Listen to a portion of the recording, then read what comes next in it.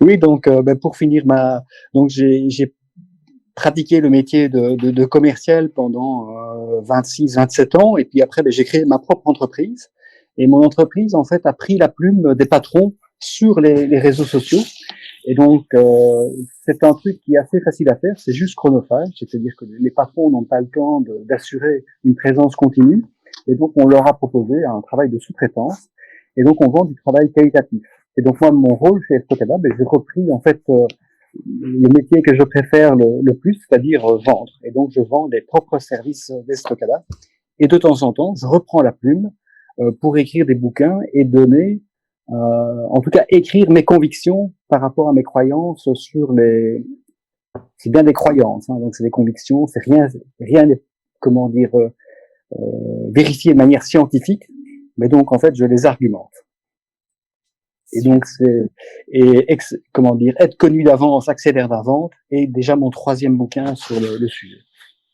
Super, oui, effectivement, tu m'as dit que c'était ton troisième livre. Tu en as écrit un déjà en 2012 sur Oui, Mon commercial est mort, Vive le commercial 2.0 que tu as exact, oui. écrit, voilà. Et puis un autre que du moins celui-là que tu as réadapté, et c'est Mon commercial est mort, Vive le social seller. Et justement, c'est la thématique quelque part de ce soir aussi, le social selling. Qu'est-ce qui t'a amené, quelle expérience t'a amené à parler du social selling? Ce qui m'a amené à en parler, c'est qu'à un moment donné, quand j'ai créé Estocada, voilà, je me suis orienté plutôt vers le travail de l'écriture pour argumenter sur papier les arguments de mes clients, mais également, très souvent, on m'a demandé de former les équipes commerciales. Et là, ma grande surprise, c'est que moi, j'ai voulu enseigner ce que j'avais appris quelques années auparavant, et je me suis aperçu que ce que j'enseignais était totalement faux et ne correspondait plus vraiment à une réalité. Et je me suis aperçu que même si l'équation commerciale n'a pas changé, il y a un truc qui a changé, notamment le fait qu'on peut être connu avant la première rencontre, et on n'a jamais pensé à ça. Donc c'est vrai qu'auparavant, toutes les techniques commerciales et marketing ont été basées sur le postulat, qui était correct jusqu'il y a quelques années, que à la base, on était inconnu. Ça coûte très très cher d'être célèbre, hein. Il faut s'acheter les vareuses de l'OM, de PSG, des encarts dans TF1, donc c'est extrêmement cher. Donc il y avait personne qui pouvait se payer cette notoriété. Et maintenant, on s'aperçoit que des gens qui sont actifs sur les réseaux sociaux peuvent devenir célèbres avec des moyens assez ridicules, c'est-à-dire avoir du temps et parfois l'aide du marketing. Et il y a des gens qui arrivent, moi à mon petit niveau, arrivent à avoir un certain degré de notoriété. Et donc, je dois gérer le fait que recomposer l'équation commerciale qui n'a pas changé, mais d'enlever des techniques qui ne marchent plus, maximiser des techniques qui marchent mieux qu'avant, et de trouver également des nouvelles techniques. Et donc, ça a été un petit peu mon objectif de mon bouquin, et d'expliquer aux patrons que non seulement le social seller, c'est pas un mot valise, le social seller, les social sellers et le social selling ne sont pas des mots valises, sont des attitudes à acquérir qui permettent d'accélérer la vente et naturellement d'avoir plus d'efficience. Donc mon objectif était de convaincre les patrons que c'est une réalité, il y a beaucoup de retours d'expérience qui disent que ça marche mieux, j'en fais partie, un petit mot sur le comment on arrive à avoir ces résultats et qu'est-ce qu'il faut changer d'un point de vue structurel dans l'entreprise. Mais c'est facile à faire. C'est facile à se faire. Alors toi, tu m'as expliqué cet après-midi, toi, tu as fait un parallèle avec ton expérience de coworking. Est-ce que tu peux nous en parler? Oui, donc ça fait maintenant 7 ans, pardon, 7 ans que je hante les espaces de coworking, donc j'ai plus de bureau fixe. Donc aujourd'hui, je suis en espace, il y a 4000 mètres carrés. Il y a Silver Square, c'est 9 sites à Bruxelles. Et donc, je me donne comme consigne de changer d'endroit de vie tous les jours. Donc, tous les jours, je change d'espace de coworking. Donc, déjà, à Bruxelles, j'en ai 9 en payant un seul abonnement. Je pousse le délire même jusqu'au bout. Avant Covid, je m'invitais chez mes clients sans rendez-vous. Et donc, je squattais le réfectoire ou une salle de réunion et je restais toute la journée. Et naturellement, pourquoi je fais ça? C'est pour rencontrer un maximum de gens. Et ce qui est assez surprenant, alors que moi j'ai échoué à former des commerciaux au social selling, il m'a fallu un temps pour comprendre que j'ai appris à comment devenir un social seller en étant simplement actif dans les espaces de coworking. Et les espaces de coworking, ça va vous apprendre l'art de vendre sans jamais vendre. de ne jamais être agressif.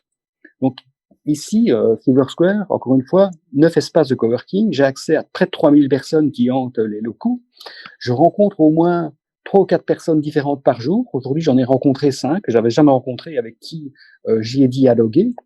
Mais naturellement, si je commence à leur présenter ma carte de visite, ma brochure, mon site web et faire une proposition de service, je m'appelle, Courage Fouillon et personne ne me parle. Et ce fait que dans les espaces de Silver Square, j'ai quelques clients, j'ai jamais démarché personne et tout le monde me parle. Parce que, en fait, je suis dans la non-agression et mon objectif, c'est de ne jamais paraître affamé par rapport à mes services que je vends, parce que je suis payé pour les vendre, mais c'est de pénétrer le réseau de l'autre pour qu'il m'ouvre la porte à son réseau, tout simplement parce que j'ai l'air de dire des choses intéressantes dans mon métier en étant non agressif et jamais proposer des commandes. Et naturellement, on s'aperçoit que cette bonne pratique de finalement d'appliquer une attitude soft au niveau de l'attitude commerciale, mais c'est exactement ce qu'il faut faire dans les réseaux sociaux. Et donc moi, par exemple, j'ai pris des râteaux, hein, comme beaucoup. La première fois où j'ai obtenu un buzz de plus de 1000 likes sur un post, les 100 premiers, je les avais appelés un par un, quoi. Soit par chat, etc., quoi. Et c'était au tir au clair, quoi. Et donc j'avais confondu que le I like you, un I like you n'est pas un I love you. Donc c'est juste une petite manifestation d'intérêt. Et donc tous ces gens à qui j'ai harcelé, donc je me suis arrêté au bout de 100, il m'a fallu comprendre que je suis parfois un peu borné, il m'a quand même fallu 100 pour comprendre que j'étais en train de scier la branche sur laquelle j'étais assis. Et naturellement, la bonne attitude sur les réseaux sociaux, mais surtout ne jamais démarcher des gens qui ont liké, sharé, commenté leur service. Je ne sais pas s'ils nous écoutent aujourd'hui, mais j'ai un fidèle parmi ma communauté, c'est Stéphane Journet. Si Stéphane Journet, chaque fois qu'il a et que je lui propose mes services, c'est Courage Fillon. Et donc, naturellement, je ne vais jamais agresser commercialement les gens qui relayent mes contenus, parce que j'ai tout intérêt à ce qu'ils continuent à le faire, parce que leur propre réseau va apprécier le relais qu'ils ont fait, vont me découvrir, et ceux-là vont m'appeler. Parce que je vends beaucoup via les réseaux sociaux, exclusivement via les réseaux sociaux, mais je ne vends qu'au travers de ce qu'on appelle l'audience silencieuse. C'est-à-dire des gens qui m'observent sans se manifester. Et à un moment donné, avec des données qui sont données par LinkedIn, quand on paye un petit peu, quand on paye la taxe Microsoft, on a accès à un certain nombre de données. Et puis après, vous faites le travail de Colombo, quoi. Et vous rebobinez la file. Voilà. Récemment, le dernier bon de commande assez important qu'on a obtenu, c'est d'une société dans la construction. Voilà, je peux pas toujours donner le nom de mes clients parce qu'en fait, on est un métier de l'ombre, hein, donc. Mais cette société, quand ils m'ont appelé, ça faisait 3 semaines que je savais qu'ils avaient m'appelé. En fait, il y avait au moins 35 profils qui me regardaient régulièrement de manière silencieuse.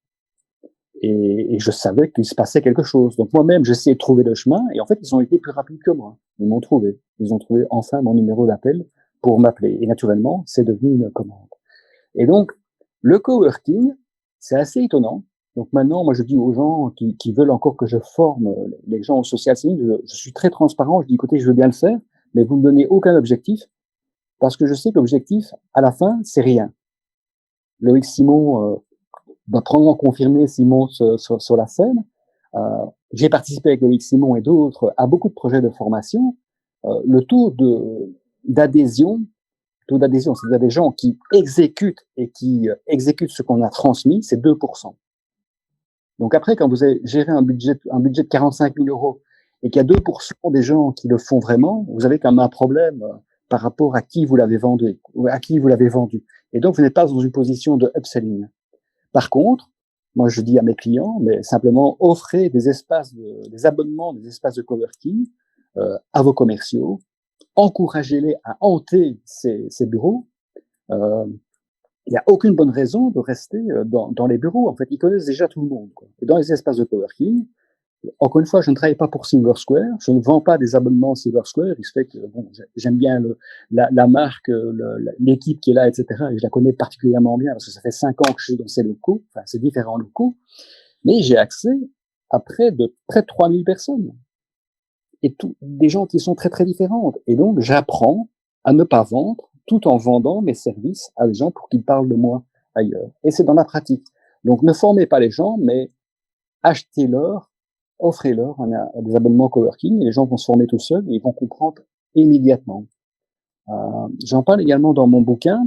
Euh, c'est le règne quand même des milléniums, hein. Moi ici, je suis un homme préhistorique, hein, donc ici j'ai mis une casquette un peu pour faire jeune, hein, je suis un peu coquet, surtout que j'ai des cheveux ingérables parce que les salons de coiffure sont fermés depuis plusieurs mois à Bruxelles, mais je ne rencontre que des milléniums, donc c'est des gens assez jeunes. Et ces jeunes, en fait, ils sont nés dans les réseaux sociaux, et dans cette population, il faut savoir que le non n'existe pas. C'est-à-dire que les gens ne vont jamais vous dire non à une proposition.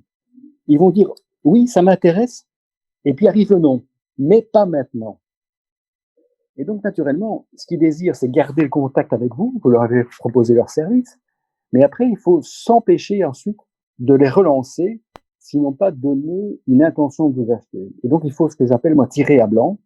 Donc, naturellement, de temps en temps, vous pouvez donner des conseils et des services, mais également vendre vos services, mais surtout ne pas relancer. Et s'il vous dit oui, mais pas maintenant, ça veut dire non, je ne veux pas de tes services. Et il faut Mmh. comprendre ce message. Et si vous dites 2 fois, vous recevez oui, mais pas maintenant, ben vous êtes dégagé, hein, la personne ne vous parle plus.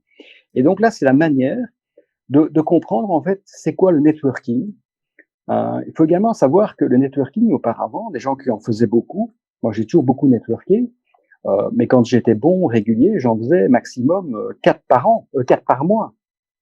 Mmh. Ça veut dire que j'avais très peu de pratique. Et là, Beh, oui. maintenant, tous les jours, je pratique le networking, tous les jours, je m'améliore, tous les jours, Mmh. j'améliore mon pitch, et c'est comme ça que je suis devenu un social seller. Et donc, le coworking, c'est la, c'est la voie d'apprentissage pour le social selling.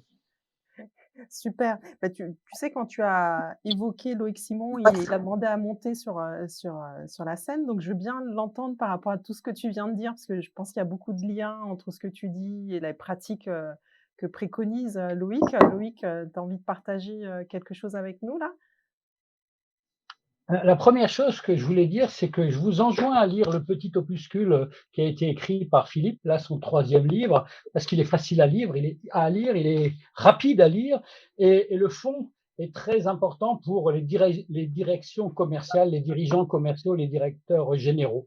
C'est pas vraiment un livre pour un social seller de base qui veut savoir comment exploiter LinkedIn. Il y en a des centaines dans des livres comme ça, hein, tous aussi peu intéressants ou intéressants les uns que les autres d'ailleurs.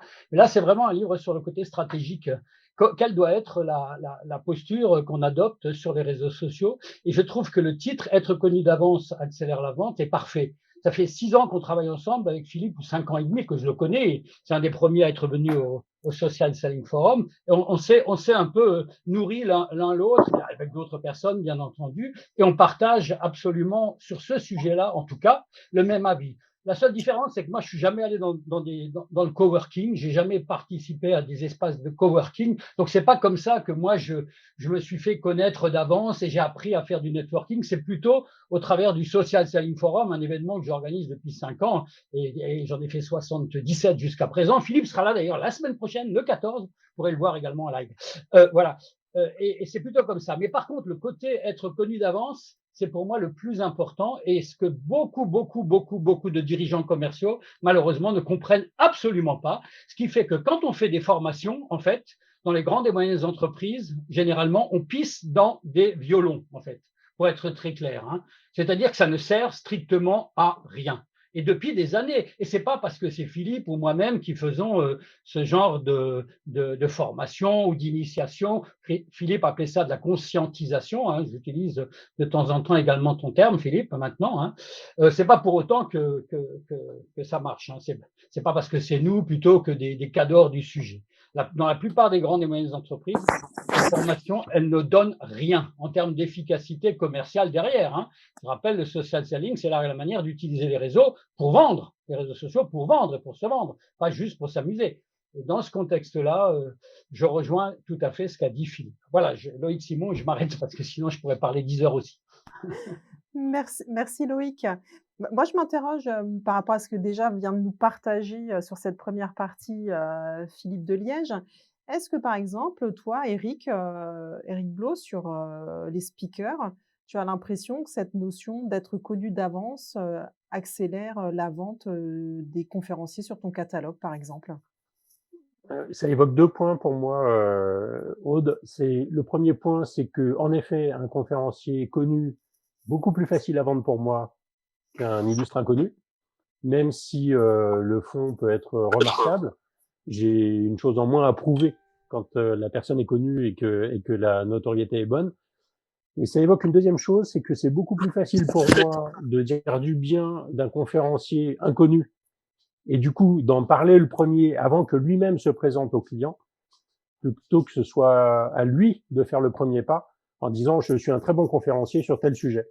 Où là c'est évidemment beaucoup plus de râteau que quand c'est un agent entre guillemets qui dit écoutez, j'ai bien écouté votre demande, votre besoin, je vous ai sélectionné 2 ou 3 conférenciers qui répondent parfaitement à cette demande. 2, vous ne les connaissez pas, et 1, vous le connaissez certainement de réputation, mais je peux vous les garantir, ils sont tous les 2, tous les 3 très bons sur le sujet.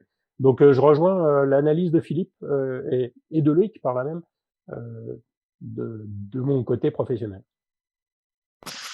Merci Eric pour ce témoignage.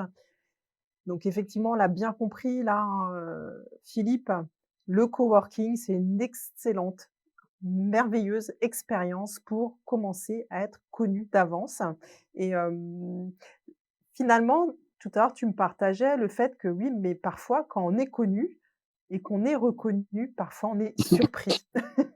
Oui, justement, et ça a été au début, donc encore une fois, moi j'apprends et il y a aucun bouquin qui existe en fait pour, avoir finalement la bonne attitude, tout est nouveau et au début, en fait, moi j'ai très, très mal agi. C'est-à-dire que quand les gens me reconnaissaient en rue et moi ça m'arrive régulièrement, hein, donc Bruxelles, Genève, Liège, et Paris, ça arrive régulièrement. Si je suis près d'endroits où on parle de commerce et de marketing, les gens vont m'aborder. Et au début, je disais, excusez-moi, j'arrive pas à vous remettre où est-ce qu'on s'est rencontrés et tout, quoi. Et là, vous voyez dans les yeux des gens une déception. Le truc s'effondre, en fait. Et avec ces gens, ben, c'est normal que ça s'effondre. C'est avec quelqu'un avec qui vous avez déjà chatté. À la rigueur, vous avez peut-être même eu un coup de fil ou des SMS, etc. Mais vous avez eu une vraie conversation. Et un mot chat, c'est une conversation. Et donc là, quelle image c'est ce que vous donnez? Ben, vous donnez l'image de quelqu'un qui a déjà eu une conversation avec vous, vous avez déjà échangé des retours d'expérience, et ça s'effondre. Vous êtes un con. Vous êtes un mec qui se la pète, qui connaît pas son réseau, etc. Et donc ça, c'est Anconina et Belmondo qui m'ont donné la solution, et mon médecin traitant. Richard Anconina et Belmondo, ben il faut se rappeler cette scène culte de Itinéraire d'un enfant gâté, où Belmondo explique à Anconina qu'il faut jamais paraître étonné. Et donc maintenant, moi, quand les gens me reconnaissent, je ne suis jamais étonné. Et naturellement, mais les gens vont vous donner des indices. Déjà, s'ils me vous voient ou qu'ils me tutoient, bon, j'ai déjà un indice fort que la personne est proche ou pas proche du tout. Et puis après, il y a quelqu'un qui va appeler Nathalie. Ok, je sais qu'elle s'appelle Nathalie, donc j'en connais quand même pas 4500, mais Nathalie, etc. Et donc, au fur et à mesure, je vais filtrer. Et, et alors, le deuxième truc que j'ai appris, c'est mon médecin traitant. J'ai le même depuis 25 ans à Bruxelles. Et le docteur Goffinet, moi, je connais son nom et son prénom, Philippe Goffinet. Et quand j'entre dans son cabinet, il me dit toujours, ça va mon petit gars? Et je dis, bah oui, ça va, hein, etc. Enfin, pas très bien, parce que je suis dans votre cabinet, mais il commence toujours, ça va mon petit gars? Et un jour, j'ai rencontré, mais tout à fait par hasard, dans un club de tennis, au Clubhouse, c'est le cas de le dire. Et dans le Clubhouse, en fait, il était abordé, quoi. Le mec, il est connu, quoi. Il était beaucoup plus connu que moi. Et tout le monde au bar venait dire bonjour à Philippe Goffinet. Et il disait, ça va mon petit gars, ça va mon petit gars, ça va mon petit gars. Et naturellement, quand vous avez une patientèle de plus de 20 000 personnes, vous pouvez pas connaître tous vos clients. Et donc, ce qu'il faut apprendre, c'est avoir une petite phrase. Donc moi, quand je rencontre Pierre Mercier, enfin maintenant, Pierre Mercier, je le connais depuis de longues années, mais il a changé de look, hein, donc il pourrait m'avoir. Mais Pierre Mercier, si j'oublie le nom de sa boîte, Profile, Mercier ou Pierre, je vais dire ça va chef, ça va chef. Donc ça n'indexe personne, quoi. Ça va chef, ça va mon petit chef. Et puis après, ben je vais me retrouver. Quand je suis une dame qui me reconnaît, là, c'est encore plus redoutable parce que là, parfois, voilà, vous voyez que la déception est encore plus forte. Et là, en fait, quand je tombe sur une inconnue qui me reconnaît, je l'appelle ah oui, vous êtes la redoutable. Alors là, ben ça, c'est déjà une piste, quoi. C'est déjà une conversation en mini-talk, quoi. Ah oui, oui, je vous ai fait peur. Ah, la redoutable, pourquoi? J'avais été violente ou ceci ou cela dans mes mots. Et donc, ces petits trucs, donc moi, toutes les femmes que je rencontre s'appellent ma redoutable. Tous les hommes que je rencontre s'appelle Mon Petit Chef. Excellente Et ça, astuce. oui, mais encore une fois, c'est peut-être une très nouvelle bruxellois, discipline. ça, quand même. C'est peut-être Pardon? très belge et très bruxellois, quand même, comme terme, non? Mon petit chef, je ne sais pas si ça passera en France. Oui, mais le patron de Silver Square, par exemple, il dit ça va fieux, ça va fieux. Et ça va fieux, ça va mon petit vieux, en fait. Et ça, c'est du wallon, quoi. Mais après, il faut trouver une phrase qui vous va bien, quoi, et qui vous ressemble. Mais en tout cas, c'est une astuce. Moi, si je rencontre, allez, Eric Blot, déjà, je sais pas si je veux dire Blot ou Blot, bah, si je l'appelle, ça va, chef des conférences, il va pas être vexé de ça, hein. Et donc voilà. Donc maintenant, après, on s'est encore jamais rencontré dans la vie réelle, mais je pense que j'ai suffisamment d'éléments pour le rattacher. Mais encore une fois, il faut faire confiance à la vie. Et alors, ce qui est assez étonnant, plus vous allez rencontrer des gens jeunes, plus ils vont vous aider. Parce que eux-mêmes, tous ces gens, moi j'ai 4 ou 5 amis d'enfance, mais la jeunesse actuelle, le millénium, sont des gens qui ont 500 ou 700 amis, quoi. Et donc, ils savent bien qu'on ne peut pas connaître ou reconnaître tout le monde. Et en fait, ces gens, en général, sont assez sympas. Et donc, tiens, ah, ça va, Philippe, etc. Et puis après, ils te disent, ah oui, tu te rappelles, on s'est rencontrés la première fois au salon de l'agriculture à Libramont. Et en fait, ils m'aident. Et en fait, ils s'aident entre eux, quoi, parce qu'ils savent que tout le monde joue un jeu. Donc, plus vous rencontrez des jeunes, mieux ça va marcher. Moi, je peux vous dire qu'il y en a beaucoup qui me disent oui, mais moi, je préfère être honnête, que je ne reconnais pas les gens, que j'ai un problème psychologique, etc., quoi. Mais bon, ça, c'est autocentré, quoi. C'est votre problème à vous. Je vous assure que c'est bien plus facile de dire que la règle de Belmondo, qui jouait, pour rappel, le rôle d'un patron qui est transmettre ses compétences à un petit jeune, et c'est la meilleure technique de vente en ce qui nous concerne, ne jamais paraître étonné. C'est vrai que Donc, cette scène, elle est vraiment mythique. Hein. Oui, c'est une scène mythique, quoi. Et qui était basée sur l'impro, en grande partie. Cette scène, elle est mythique. Mais là, tu nous partages effectivement une astuce qui est précieuse. Hein. Moi-même, ça m'est arrivé effectivement parfois, et tu parlais tout à l'heure d'audience silencieuse et d'avoir des personnes qui font partie de mon audience silencieuse et de les croiser sur des événements et qui me parlent comme si je les connais, etc. Effectivement, de faire comme si je les connais, mais intérieurement de me dire, ton cerveau, il fonctionne à 10 000 à l'heure, à te dire, mais je le connais d'où et comment il s'appelle et c'était où la dernière fois, etc. Effectivement, finalement, je te rejoins, ce sont souvent les personnes qui nous donnent de précieuses envies, de précieux indices, pardon. Mais par contre, cette idée du petit mot, le petit chef, la redoutable, etc., je serais intéressée de savoir si dans la room, il y a certains d'entre vous qui ont des mots comme ça, un peu génériques, hein, pour se retrouver face à des personnes quand ils ne se rappellent plus de leur nom, voilà, qui sont des mots passe-partout, qui vous aident justement à rentrer dans cette communication et à faire comme si de rien n'était, comme si vous n'êtes jamais étonné. Hein. Si vous avez envie de partager avec nous, ce serait vraiment intéressant. Je vous rappelle que nous sommes dans une room dans cette room depuis 18h30, dans laquelle nous accueillons Philippe de Liège, qui est bruxellois, et qui nous parle de être connu d'avance, accélère-t-il la vente. C'est le titre aussi d'un de ses livres. Et donc, on partage dans cette room qui est organisée par les speakers au travers d'Éric Blot et l'AFCP, l'Association française des conférenciers professionnels, représentée par Philippe Boulanger, le président actuel.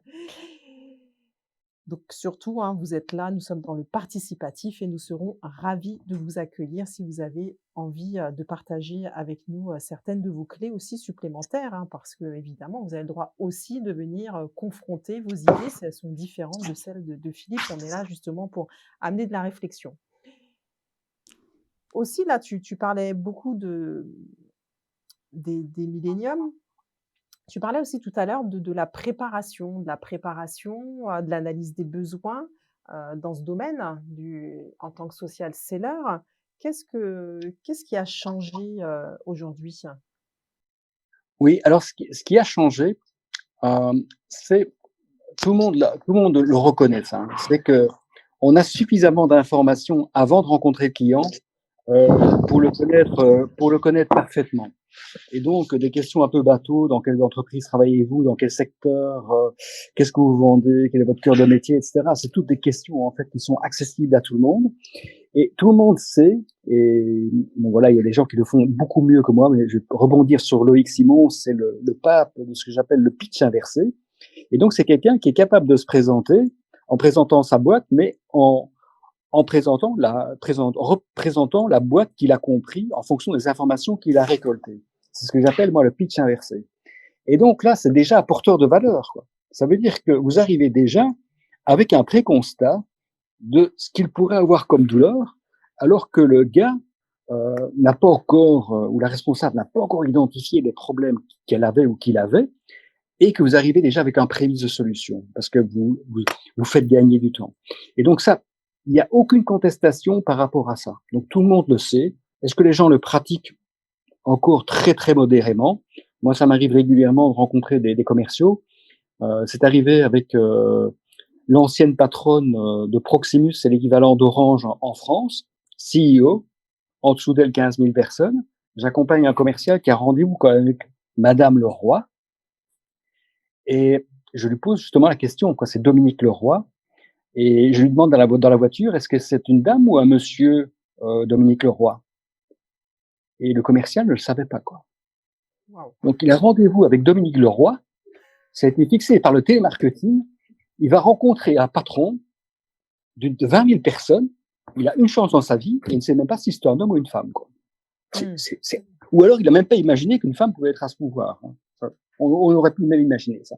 Mais c'est vous dire à quel point, donc les gens le reconnaissent, mais les gens ne le font pas. Alors il y a un deuxième truc que j'évoque dans mon bouquin, c'est la notion de directeur de casting.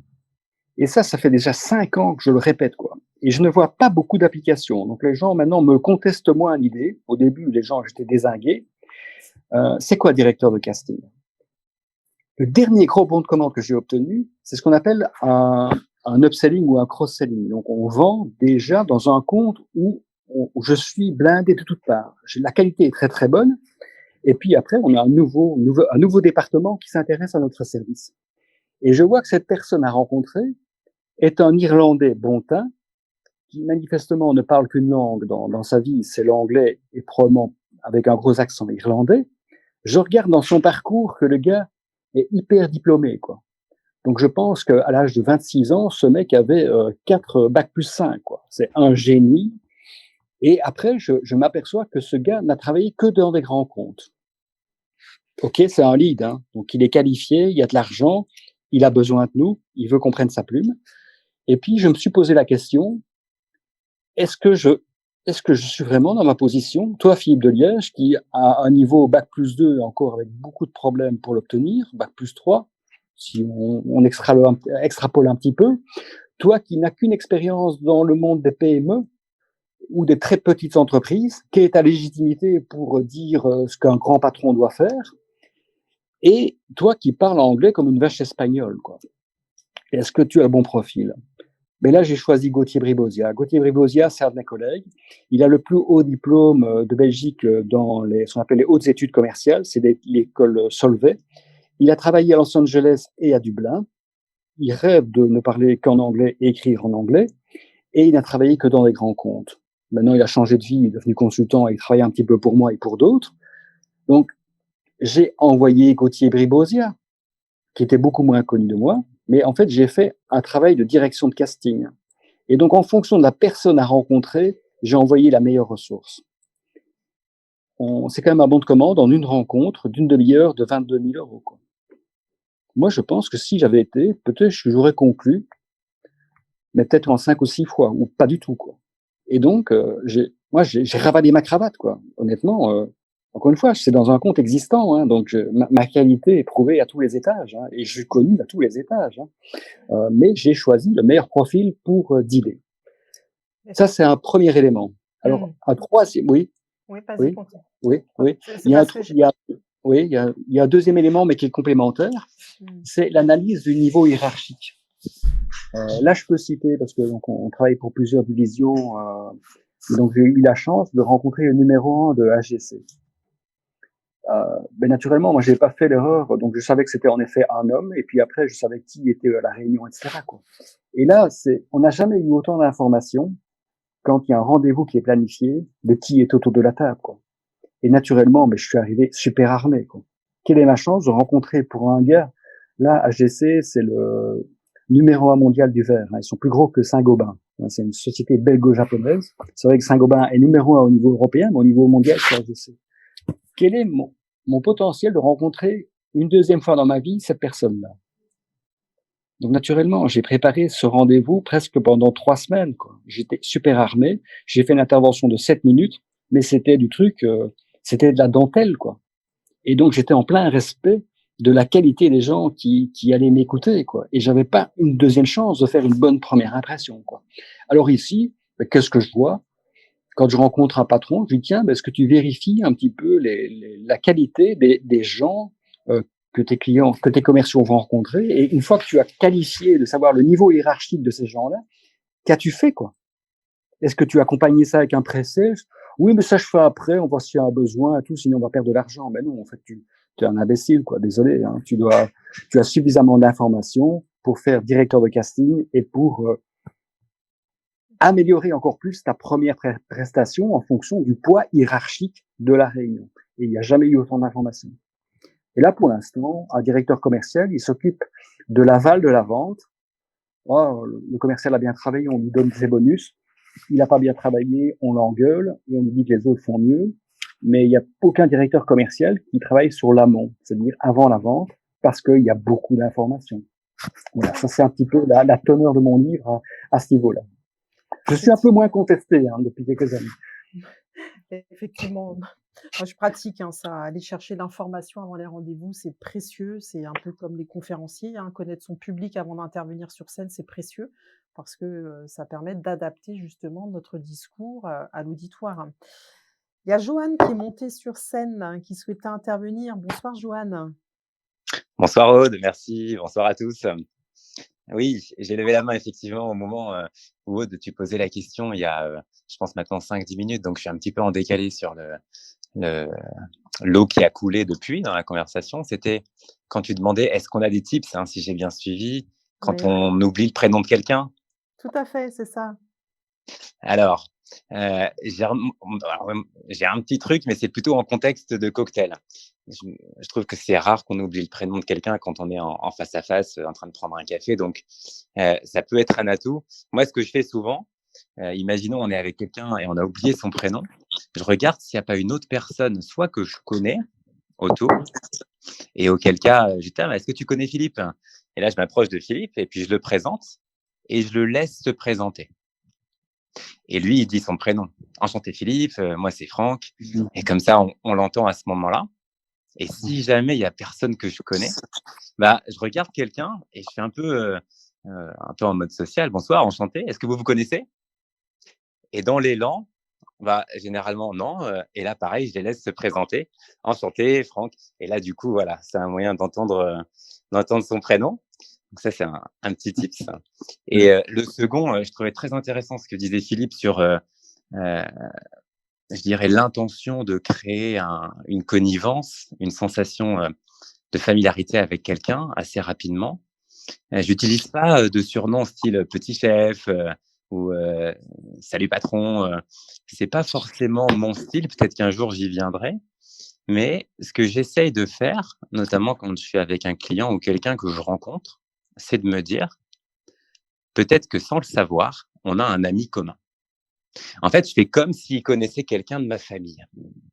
Et du coup, ça change instantanément la dynamique parce que si c'était quelqu'un qui connaissait vraiment mon cousin ou quelqu'un de ma famille, bah, je voudrais vraiment que la personne soit ravie, soit aux anges, quoi, si on parle de commercial. Donc voilà mon deuxième tip, après présenter quelqu'un d'autre pour entendre le prénom, c'est faire comme si le client était un ami de ma famille. Voilà pour ma petite contribution. Merci beaucoup, Joanne, super précieux. Effectivement, ce que tu expliques, moi, je l'ai vu pratiquer par des commerciaux d'ailleurs, dans des soirées de networking, te présenter quelqu'un. Effectivement, en t'entendant le dire, je me dis, je pense qu'il ne devait pas se rappeler du prénom de l'autre. C'était une façon de s'en sortir comme toi, tu viens de l'évoquer.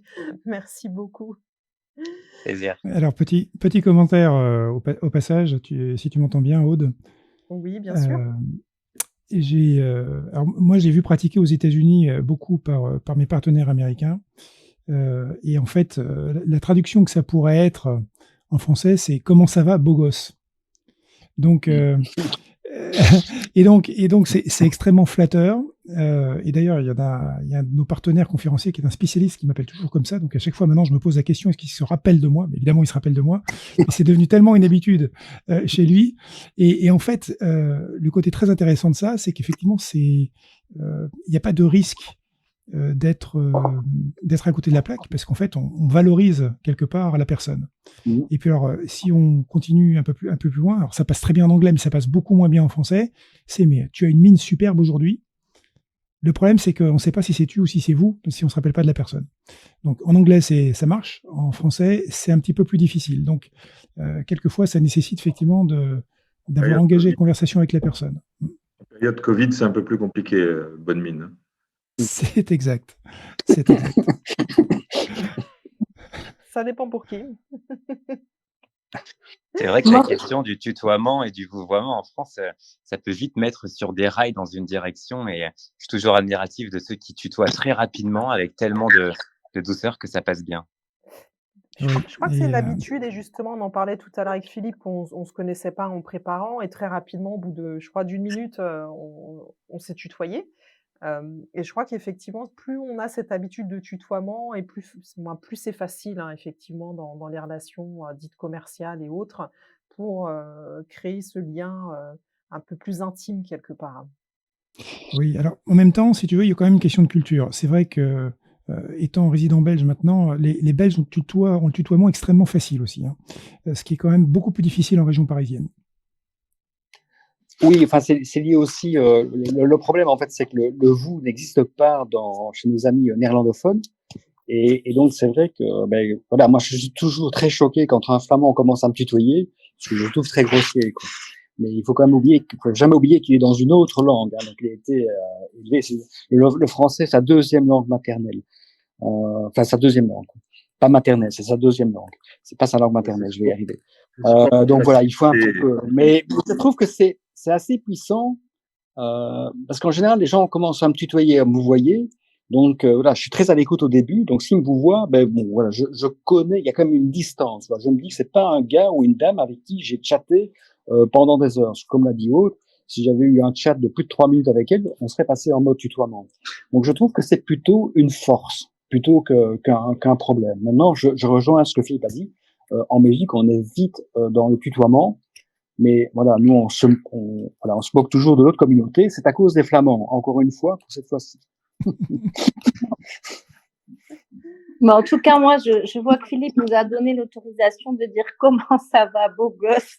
Donc, la prochaine fois que je verrai Eric ou Philippe ou même Loïc Simon, je dirai comment ça va, beau gosse. J'aurai l'autorisation. Imaginez la suite. Bon, c'était une note d'humour, mais moi, j'ai une question, en fait, que j'ai envie de poser, là, depuis quelque temps à Philippe de Liège.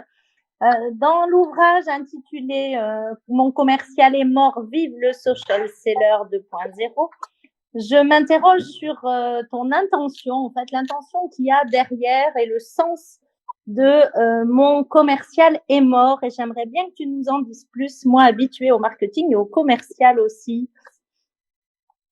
Oui, c'était un message d'alerte par rapport au patron, de dire, écoutez, voilà, pour l'instant, les commerciaux tels qu'ils sont câblés actuellement ne peuvent que mourir. Et donc, mais par contre, voilà, le roi est mort, vive le roi. Donc c'est pas grave, quoi. Il y en a d'autres qui vont se redresser ou se former, mais je pense qu'il faut surtout attendre que la nouvelle génération arrive. Moi, je crois plus à pouvoir former l'ancienne génération. Et donc, au fur et à mesure, au fil de l'eau, des gens qui sont nés dans les réseaux sociaux. Hein. Moi, j'insiste beaucoup. Hein. Donc, les gens sont nés dans les réseaux sociaux. Nous, en fait, on a appris, et c'est pour ça qu'on est tellement on est très jouette avec les réseaux sociaux parce qu'en fait, ça nous est arrivé sur le tard, quoi. C'est comme mes parents, ils achetaient tout ce qui était électrique, quoi.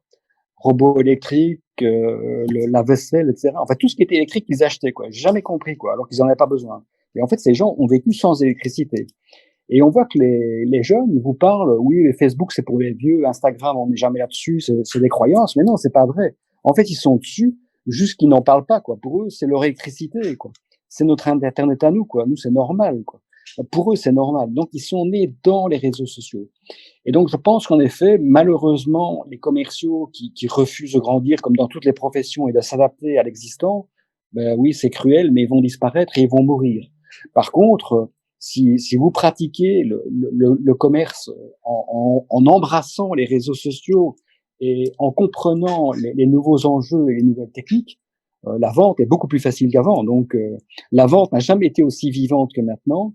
La vente est beaucoup plus saine qu'auparavant. La vente est beaucoup plus facile. La vente est beaucoup plus efficiente. Il n'y a pas de mots pour définir ce qui se passe. Et je trouve que là, on a quand même ce retour d'expérience. Moi, je suis un vieux con, quoi. J'ai connu les deux mondes. J'ai connu le monde d'avant les réseaux sociaux. Je savais à quel point c'était compliqué. Moi, j'étais considéré comme un bon commercial chez mon premier employeur où il s'agissait de vendre des espaces publicitaires dans des annuaires. Des bottins téléphoniques, ça n'existe plus, mais voilà, les bottins téléphoniques, ça existait, et les fonctions pour couvrir les pages, il y avait des délégués commerciaux qui vendaient ça. J'étais considéré comme un bon sales quand j'avais verrouillé 4 ventes par semaine, alors que j'avais fait 25 rendez-vous, quoi. Et pourtant, j'étais considéré comme bon pendant 4 ans, alors que j'étais nul. Maintenant, si vous interrogez les commerciaux, la plupart, voilà, moi je suis dans la vente digitale, la vente via les réseaux sociaux, j'ai plus de réussite que d'échecs. Hein. Quand je me déplace, c'est très très rare que je n'arrive pas avec un bon de commande, quoi. Donc j'ai plus besoin d'un directeur commercial qui va me remonter le moral, puisque en général, quand je sors, je clôture. Et donc là, il y a tout un système qui a changé, quoi. Et le problème, c'est que les gens sont ancrés dans le passé et agissent toujours avec d'anciennes méthodes. Ça ne sert à rien d'engager un directeur commercial pour remonter le moral de commerciaux qui n'arrivent pas au résultat.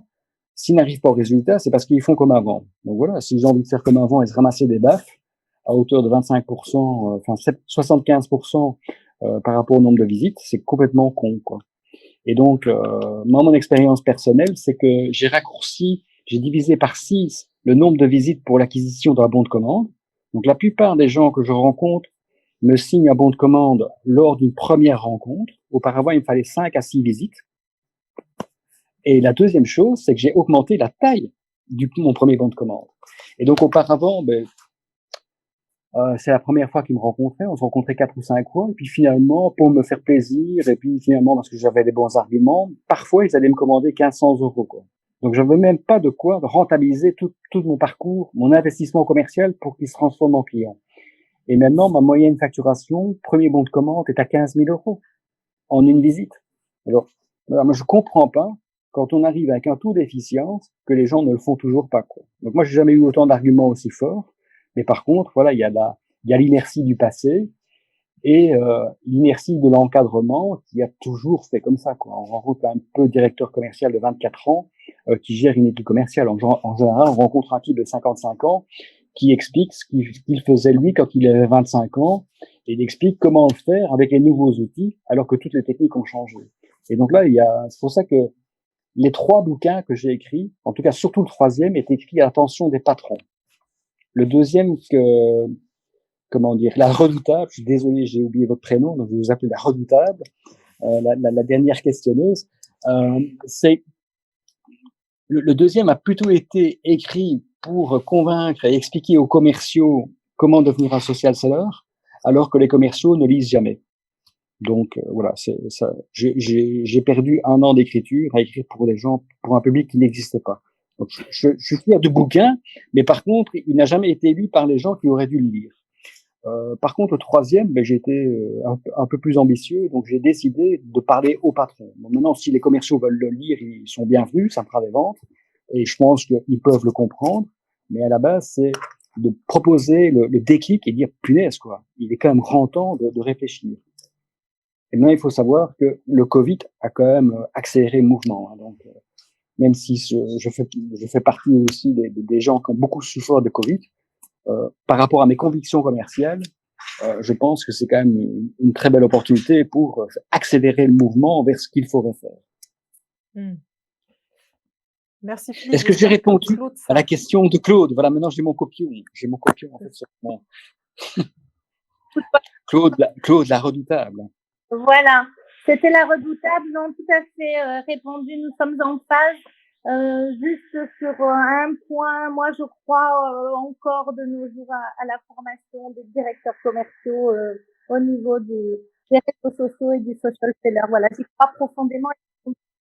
C'est le point, peut-être que certains n'est parfaitement aligné. Merci Philippe. Merci Claude. On a Michel Poulard qui est aussi monté sur scène. Bonsoir Michel, ravi de t'accueillir. Bonsoir, merci de m'accueillir sur scène. Très intéressant les échanges. Voilà, il y en a beaucoup. Donc du coup, comme Johan, j'ai l'impression d'arriver un petit peu en retard par rapport à ce qui a été dit. Bon, avant tout, j'aimerais juste répondre à la question qui est le titre de la room. Être connu d'avance accélère-t-il la vente? Ben, clairement, oui, en ce qui me concerne, dans ma propre expérience. Et j'ai très vite compris, il y a de nombreuses années de ça, si je voulais être acheté dans mes conférences, eh bien, je devais être connu, ou en tout cas googlisable. Aujourd'hui, je le dis, certains d'entre vous, vous le savez parce que je le répète régulièrement, si on vous googlise ou qu'on googlise des mots-clés de votre expertise et qu'on ne vous trouve pas dans au moins les 2 premières pages, vous n'existez pas. Donc très tôt, j'ai passé énormément de temps, et c'est Philippe qui l'a dit très justement, ça ne coûte pas cher, ça ne coûte que du temps, ça ne coûte pas cher d'être très actif sur les réseaux sociaux, d'avoir une chaîne YouTube, de faire de la vidéo, ou alors de publier des articles, mais je me suis évertué à travailler cette notoriété pendant de nombreuses années pour arriver à vivre de ce métier.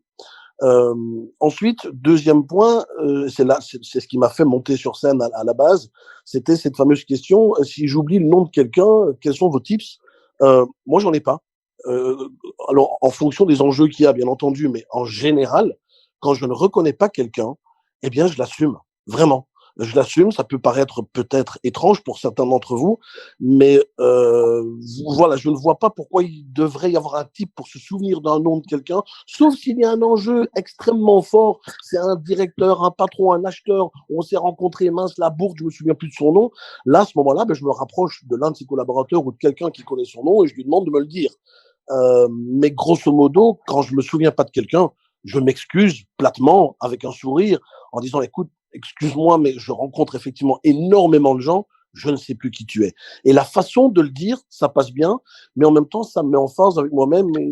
T'as une vie sociale trop riche, Michel. mais c'est vrai qu'à un moment donné, quand tu rencontres beaucoup de gens, je ne peux pas me souvenir de tout le monde. Alors, c'est vrai que parfois, ça peut vexer les uns et les autres, mais je pense que la réaction, notre propre réaction joue aussi pour beaucoup. Voilà. Mais quand je ne me souviens pas, je fais pas semblant de m'en souvenir. Voilà. Et je l'assume. Et comme tu dis, Michel, c'est aussi la façon de le faire qui peut jouer en ta faveur. Moi, je t'ai déjà Absolument. vu faire, effectivement, et à chaque fois que je t'ai vu faire, tu as toujours l'air embêté, et on sent que c'est sincère. Le côté Ah embêté, oui. j'aimerais bien me rappeler, mais je me rappelle pas. Et du coup, effectivement, ça passe très facilement. Oui, et merci Aude de le dire, parce qu'effectivement, je suis sincèrement embêté parce que je vois dans les yeux de la personne qu'elle s'attend à ce que je la reconnaisse. Je suis honnêtement embêté, et puis après, ça passe parce que je prends du temps à lui répondre, à lui parler. Voilà. Merci Aude, c'est vrai que c'est sincère. Alors, je vais prendre une casquette de futuriste là pour l'occasion. Je vais en profiter. La prochaine révolution dans ce domaine-là, ça va être avec les lunettes de réalité augmentée, où vous aurez, quand vous rencontrerez quelqu'un, une reconnaissance automatique de la personne qui est en face de vous. Vous aurez son CV la première fois que vous l'avez rencontré, ce que vous avez fait comme deal avec la personne, et ainsi de suite. Donc ça, c'est ce qui va arriver dans le futur. C'est inévitable. Ça va être la génération X des réseaux sociaux, et ça va complètement changer la donne une fois de plus. Donc, préparez-vous à des changements qui vont être assez dramatiques. Donc, ça veut dire quoi, Philippe, que ça va se remplir automatiquement? Tu dis, il y aura l'info de la première fois qu'on s'est connecté. Oui. Ça veut surtout dire que le monde devient de plus en plus flippant. Oui, alors c'est une manière de voir les choses. Le truc, c'est en fait à chaque fois qu'on fait face à des nouvelles technologies de ce type-là, la question c'est est-ce que c'est pour moi? Est-ce que je suis pour? Est-ce que je suis contre? Et en fait, on ne peut pas lutter contre l'apparition de ces technologies.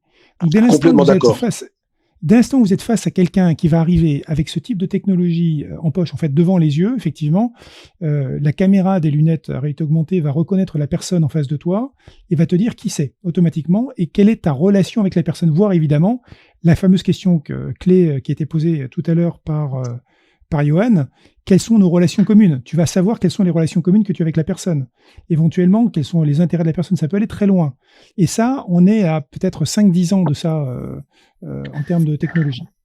Il y a un film, Bon, écoute, il y a ça un me va, film on où sera ça existait vieillissant, donc pour la déjà. mémoire, c'est parfait. Oui, bien sûr. Il y a un film où ça existait déjà. Vous vous rappelez la question systématique, enfin la question la plus célèbre de ce film, c'était Sarah Connor. Oui, bien sûr. Et il fallait répondre. Et il fallait répondre quoi? Il fallait répondre. Non, c'est à côté. Exactement. Excusez-moi, mais pour revenir au débat et au thème de cette room, moi, alors, par exemple, si Manel, qui est présente dans les speakers, me vend quelque chose, je lui prends direct. Voilà, sachez-le. Merci Mathieu. Merci beaucoup. Bonjour à toutes, bonjour à tous. Alors, Cette personne est l'intelligence même et le savoir incarné. J'en suis flattée. Merci énormément Mathieu, et je te dirais exactement la même chose. Je te rends l'éloge. Merci encore une fois. Je voudrais peut-être rebondir sur ce que Philippe disait par rapport aux lunettes connectées avec la réalité augmentée. Moi, si je trouve ce produit aujourd'hui sur le marché, je l'achète directement, car j'ai vraiment une mémoire d'un poisson rouge. Et contrairement à ce que Michel disait, pour moi, en fait, je pense qu'on peut se permettre à un moment donné de dire désolé, je suis embêtée, j'ai oublié votre nom, j'aurais aimé m'en rappeler ou autre. On peut se permettre à partir du moment où on a une vie sociale riche, on a déjà sa légitimité sur le marché, on est d'ores et déjà connu. Mais quand on commence, quand on débute, quand on essaye d'appuyer sa légitimité en quelque sorte, je pense que c'est très compliqué et il est important de se rappeler des noms des personnes, car tout simplement, c'est votre vitrine. Et je le dis parce que j'ai cette casquette de chercheuse où je dois me rappeler de toutes les références académiques, où je dois sortir des noms des chercheurs à chaque fois pour appuyer toutes les réflexions et tout ce que je dis, tout simplement. Mais je le dis aussi avec ma casquette de consultante aujourd'hui, où j'ai besoin parfois de sortir des références ou tout simplement de me rappeler des noms, des visages de personnes. J'oublie jamais un visage, mais j'oublie toujours le nom qui va avec. Donc j'ai des tips. Mais alors, pareil. Voilà. Mais je me rappelle tout le temps des visages. Je me dis, mais je le connais, je l'ai rencontré quelque part. Mais quand exactement, je serais incapable de le dire. Le nom, alors là, parfois, je suis embêtée, mais j'ai tout le temps, en fait, quand je suis avec des personnes, c'est facile. Je peux très bien présenter la personne que je connais d'ores et déjà, et automatiquement, ça va se faire naturellement que l'autre personne va se présenter aussi. Donc voilà, mais sinon, autrement, à titre personnel, dans des conférences parfois, ça m'a empêché d'aller parler avec la personne parce qu'à un moment donné, il fallait que je la présente ou fallait que je me rappelle du nom. Donc j'étais là sur mes mails en train de me rappeler d'un nom. Je savais qu'il y avait un D ou un G ou quelque chose, mais en fait, j'étais vraiment dans l'incapacité de sortir le nom de famille. Et moi qui débutais à l'époque, et même aujourd'hui, c'était vraiment un frein. Donc moi, merci Zoom avec les noms de famille à chaque fois, et merci pour tous ces outils digitaux. Et encore une fois, s'il y a cette lunette avec la réalité augmentée, d'ailleurs, j'avais un projet comme ça où je voulais avoir toutes les informations d'une personne dès qu'on la rencontre. Bah, évidemment, c'est lié avec Google, donc on va pousser un peu plus en termes d'RGPD, c'est un peu limite, mais je pense réellement que ça peut aider pas mal de personnes qui débutent peut-être, et pas que.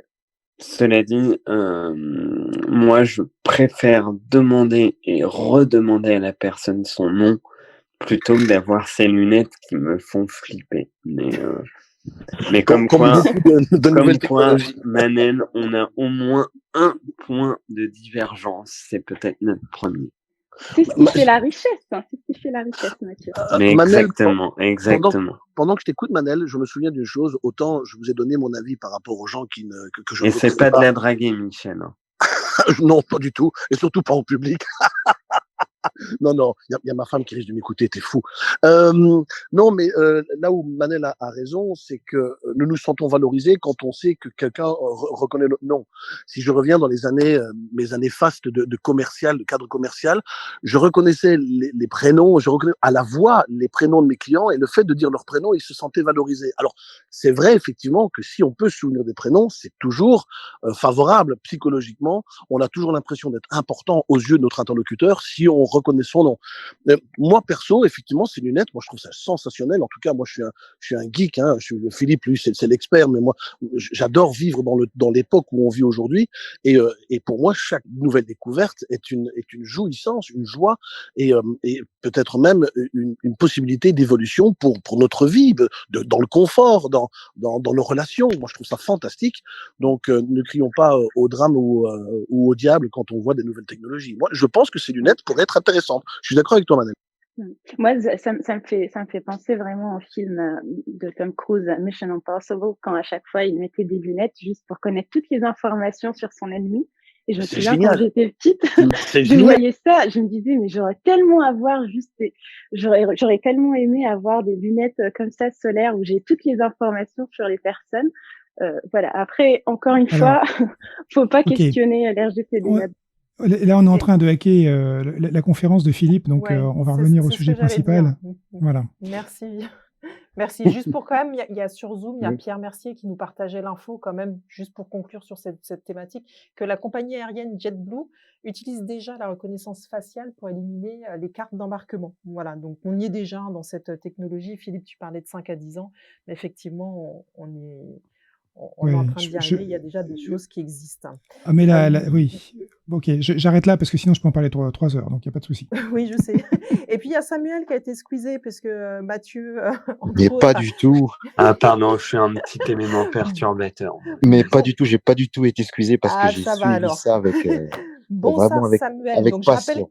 quand même le thème de la room de ce soir, pour laquelle on accueille Philippe de Liège, hein, qui est être connu d'avance accélère-t-il la vente? Qu'est-ce que tu as envie de nous partager ce soir, Samuel? Alors déjà, je suis arrivé quand Philippe était en train de parler et j'ai trouvé ça vraiment, vraiment intéressant parce que Tu finalement, peux être sincère, Samuel. je te promets que je suis très sincère parce que au départ, Je je rigole. me suis tout de suite dit, mais Philippe, j'aimerais l'avoir en porte-clés. Parce que c'est vrai que la principale problématique aujourd'hui, quand on est chef d'entreprise, c'est vraiment de se dire comment est-ce qu'on peut faire pour emmener ses équipes vers le succès. Comment est-ce qu'on peut se minimiser avec toute humilité, parce que notre speech de notre bébé, on le connaît super bien, et on sait qu'on a un ratio d'efficacité qui est un peu plus élevé que la moyenne, parce qu'on sait ce qu'on vend. Mais on essaye toujours de démultiplier ça, et à la fin, on ressemble à Jésus avec une vingtaine de disciples, et puis on n'est jamais vraiment satisfait de cette efficacité. Donc, j'étais très content d'entendre ça, puis encore plus parce que ça génère une véritable remise en question. Et cette remise en question, c'est tout simplement la question de l'adaptation ou de l'adaptabilité. Et c'est vrai que l'année dernière nous a posé à tous cette question finalement. Est-ce que nous sommes capables de nous adapter déjà en tant que chef d'entreprise par rapport à une situation qui est totalement inédite et forcé de constater, on n'a pas tous réussi. On est tous à essayer de comprendre et à trouver les bonnes techniques. Mais moi, Philippe, si tu as du temps, je t'engage, j'ai besoin de toi. Merci. C'est Ah, génial voilà, ça. c'est ce qu'on appelle un signal d'achat. Hein, donc il faut... Ouais, c'est exactement ça. Moi, il faut pas le faire comme ça, mais voilà. Méfie-toi. Alors En tout maintenant, cas, Philippe, il faut que tu verrouilles la vente. Hein. Ouais, on a envie de voir comment tu vas faire. Là, maintenant, il faut que je fasse l'indécis. oui, il faut. Exactement.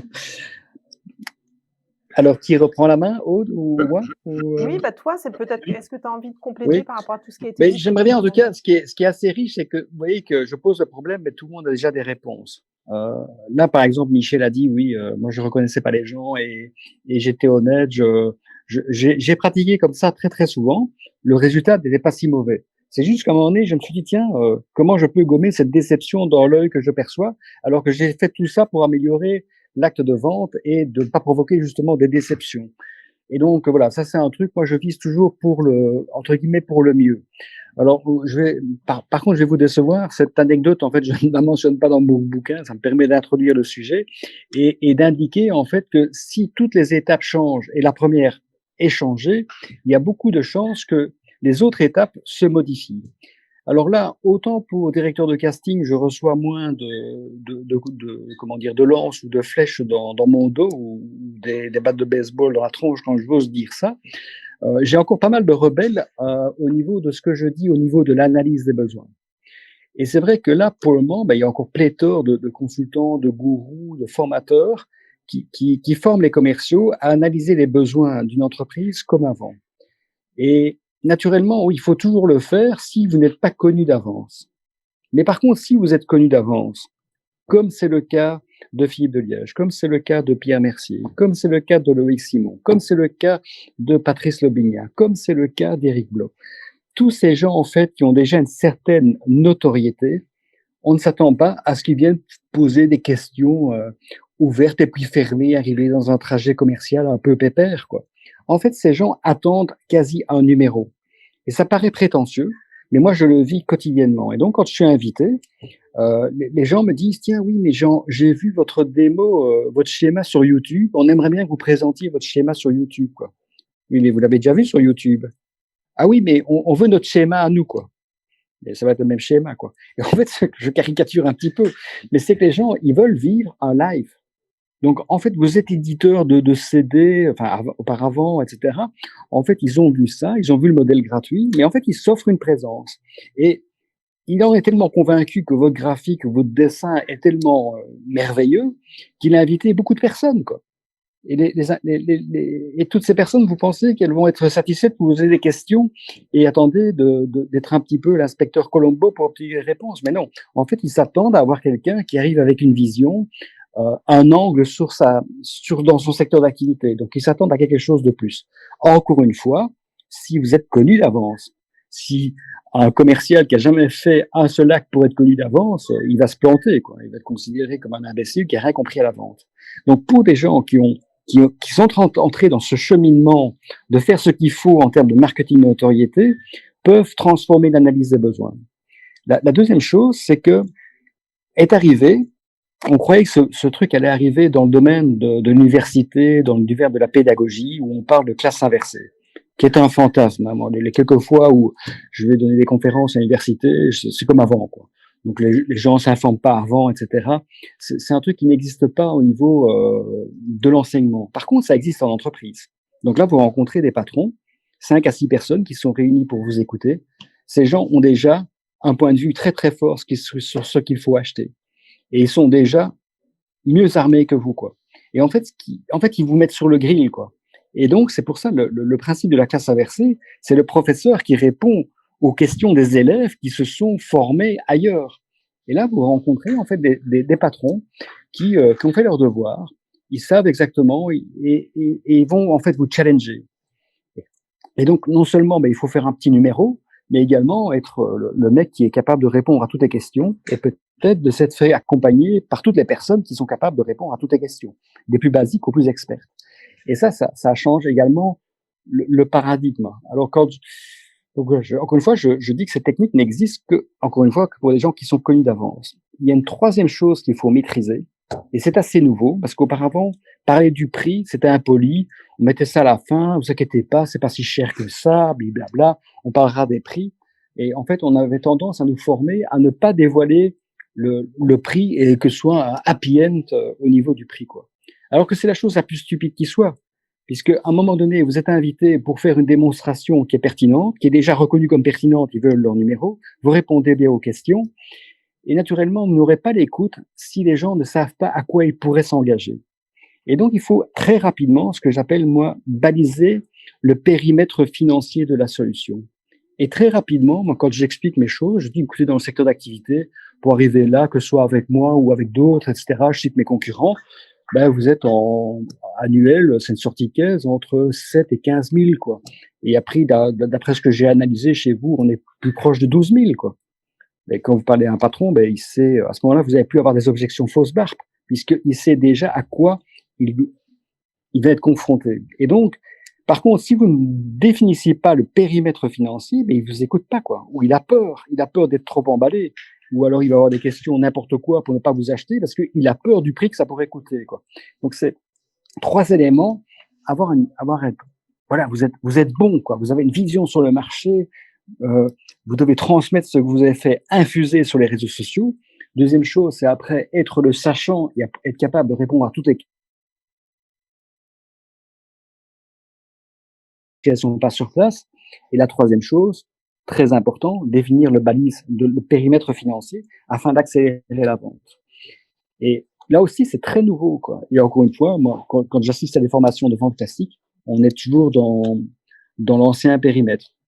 Alors, ça ne veut pas dire non plus qu'il faut oublier la compétence de savoir poser les bonnes questions. J'ai pas dit ça. Je dis simplement que pour des gens qui sont connus d'avance, et je les ai listés, il y en a bien d'autres en France, en Belgique et partout dans le monde, ces gens-là, en fait, peuvent agir autrement et c'est beaucoup plus efficace et ils deviennent leaders de la vente. Parce que moi, en fait, quand je définis mon petit graphique, ils veulent voir pour de vrai, mais naturellement, ça correspond à une offre qui est derrière et qui est déjà packagée, quoi. Et donc, ils sont déjà embarqués dans mon offre. Et nous, on a vécu ça avec Loïc Simon. On a inventé en fait la manière parfaite de former les commerciaux en matière de social selling. C'était faire des grandes messes de conscientisation pour toute la société, former les commerciaux plus en détail, de manière plus approfondie, une fois qu'ils ont compris les enjeux, et puis après outiller. Mais on sait que dans la pratique, ça ne marche pas. Par contre, ce qui est assez surprenant, c'est que vous allez voir que toutes les offres en social selling ressemblent à ce que je viens de vous dire, quoi. Et donc, finalement, on a imposé au marché à la manière d'offrir. Donc, nous, on a eu la légitimité de dire, OK, honnêtement, ce qu'on a raconté, ça marche pas, donc on ne le vend plus trop. Mais reste qu'on a quand même imposé une manière d'offrir sur le marché. Et vous allez voir que régulièrement, la plupart des offres social selling, c'est conscientiser, grande messe, coaching pour les commerciaux, parce que c'est important, outiller. Et alors, on sait qu'à quelques niveaux, ça ne marche pas. Mais par contre, on a pu imposer au marché d'offrir de cette manière-là. Voilà. Moi, pour ma partie, mon chiffre d'affaires principal, c'est prendre la plume des patrons sur les réseaux sociaux, faire une activité de ghostwriter. Mais pour l'instant, on a très peu de concurrence. Et les rares concurrents que j'ai vus, ils offrent de la même manière que moi. Et donc, moi, je sais où est ma marge, hein. Donc, c'est moi qui ai fait l'offre. Je sais où on tire l'argent, quoi. Et donc, quand il y a négociation, je sais ce que je peux enlever ou pas enlever, quoi. Alors que les concurrents ne savent pas. Ils m'ont simplement imité et ils sont embarqués dans un monde qui n'est pas le leur, mais qui est le mien. Et ça, je peux vous assurer que c'est très, très puissant, quoi. Donc, être connu d'avance accélère la vente, ça accélère tout, quoi. Et en fait, vous êtes maître de votre secteur d'activité. Et il faut quand même bien se rendre compte que de manière macroéconomique, mais voilà, le winner take all, quoi. Il y aura qu'une Tesla, ils vont prendre la totalité du marché. Facebook, ils ont pris la totalité du marché. Amazon, il a pris la totalité du marché. Et donc, chaque commercial doit avoir la conviction que dans son secteur d'activité, aussi petit soit-il, doit être le pape de son secteur d'activité et imposer la manière d'offrir. Naturellement, encore une fois, c'est mieux que cette manière d'offrir soit parfaite. Nous, on a dû rétro-pédaler au niveau de la partie formation parce qu'on a compris que ça ne marchait pas. Mais c'est possible. Donc, nous, même avec des choses fausses, ça a marché. Et donc, par exemple, pour le ghostwriting, moi, j'ai réussi à packager l'offre. Et donc, j'ai imposé la manière d'offrir et la manière de rédiger des choses sur les réseaux sociaux. Et naturellement, les gens ne peuvent que se comparer par rapport à ce que je propose, quoi. Et naturellement, quand les gens comparent, donc, si les prix sont presque équivalents, si vous avez le choix entre un Apple ou on connaît même pas la marque d'un deuxième smartphone, vous allez chez Apple, quoi. Si la différence de prix n'est pas si forte que ça, vous allez plutôt dans le bas de gamme d'Apple plutôt que prendre du haut de gamme d'une marque inconnue, quoi. Et ça, c'est la puissance d'un commercial qui a compris la puissance du marketing, quoi. Et je sais pas quoi le temps qui nous reste. C'est beaucoup, mais vraiment, c'est beaucoup. Maintenant, voilà. Et après, je répondrai encore aux questions, mais ça pourrait être ma conclusion. On est quand même dans un marché qui est déjà, on en parlait avec Aude, hein, qui est déjà hyper concurrentiel. Donc, être présent sur les réseaux sociaux et faire sa place il y a 4 ans, c'était simple, mais c'est compliqué. Et moi, si je fais ce qu'il y a 4 ans, en fait, et je n'ai aucune audience. Donc, tous les jours, le niveau de pertinence, de graphisme de l'ensemble de mes posts sont impossibles de faire ça seul. Donc moi, je travaille avec un graphiste, hein, et donc par semaine, je vais entre guillemets griller une vingtaine de visuels. De temps en temps, c'est moi qui ai l'idée, de temps en temps, c'est le graphiste, etc. Mais donc en fait, j'ai le marketing qui travaille à mon service. Et ça, actuellement, c'est pas encore ancré dans les sociétés. Quand j'ose dire qu'il faut que le marketing se mette au service des commerciaux pour augmenter leur notoriété personnelle, parce que c'est eux au final qui vont vendre, là, c'est même pas des flèches qui me sont lancées ou le gourdin, quoi. Je suis jeté dehors, quoi. Donc ça, c'est très compliqué. Donc le marché n'est pas encore mûr. Il faut pouvoir l'entendre. Et j'ai par exemple eu des critiques, oui, mais c'est plus ce monde-là. Voilà, maintenant, il n'y a plus aucun département qui travaille l'un pour l'autre ou au service de l'un. En fait, tout le monde travaille ensemble, quoi. Donc c'est le monde des bisounours. Hein, il n'y a plus de hiérarchie. Mais non, la hiérarchie, c'est la hiérarchie du résultat. Qui est en contact avec les commerciaux, qui est avec le contact avec le marché en domaine du B2B, c'est le commercial. Qui va donner l'épiphanie et dire tiens, il y a quelque chose qui change, c'est un commercial, et il doit être aidé par quelqu'un qui va l'aider à se démultiplier un peu partout sur les réseaux sociaux. Et après, c'est un temps qui est sous-traitable, qui est délégable, soit en interne, soit en externe. Et après, le commercial doit s'occuper du closing. Donc, il doit en fait être maître de deux niveaux. Le début, dire j'ai raison et j'ai vu quelque chose qui se passait sur le marché. Et puis à la fin, il doit pouvoir conclure et apprendre le closing, qui est son vrai métier. Et entre les deux, c'est principalement marketing. Et au début aussi, il doit aider les commerciaux à devenir des stars sur les réseaux sociaux. Il y a ce qu'on appelle la bataille de l'attention.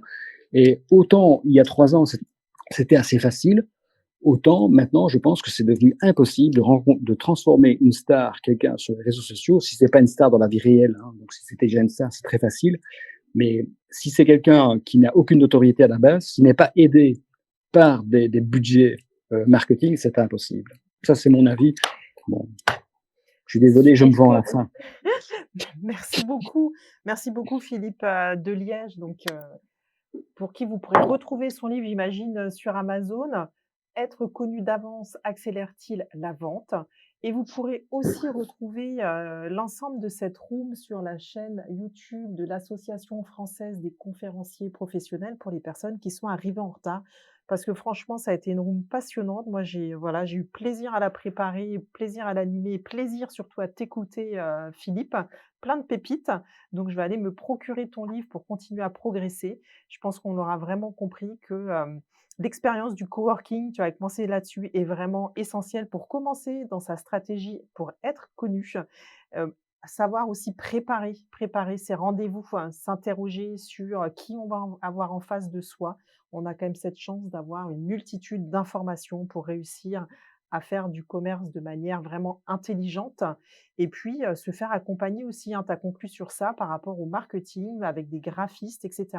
Parce que on peut effectivement le faire, mais quand on veut bien le faire, c'est important vraiment de cibler au maximum son message pour qu'il soit impactant et percutant. On vous remercie tous. Merci beaucoup Philippe de Liège. Merci pour l'invitation. Avec grand plaisir. Merci Philippe Aude, Boulanger pour la est-ce qu'on a le temps technique. pour une petite question? Pardon. Là, on doit vraiment s'arrêter parce qu'il y a Philippe Boulanger qui s'occupe de la technique via Zoom qui doit rendre l'antenne. Et du D'accord. coup, on va devoir s'arrêter. Je suis désolée, Johan, mais Alors, après, tu peux toujours prendre contact. Ce qu'on peut faire, Aude, moi j'arrête l'enregistrement parce qu'effectivement je dois rendre l'antenne. Par contre, on peut continuer sur Clubhouse. Sur Clubhouse? Ok. Tout à fait. Eh ben, on va prendre ta question alors, Johan. On t'écoute.